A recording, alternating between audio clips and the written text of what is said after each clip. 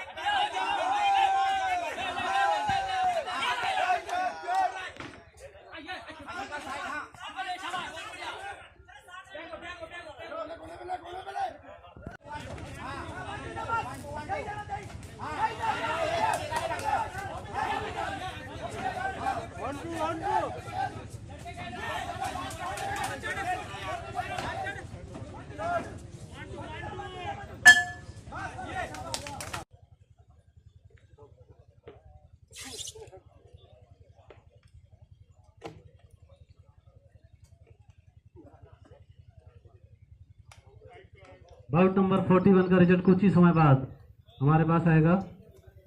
फुजीन जो कि North Bengal Frontier को रिप्रेजेंट कर रहे थे रेड कॉर्नर में, एफ विक्रम गुजरात फ्रंटियर को रिप्रेजेंट कर रहे थे ब्लू कॉर्नर में।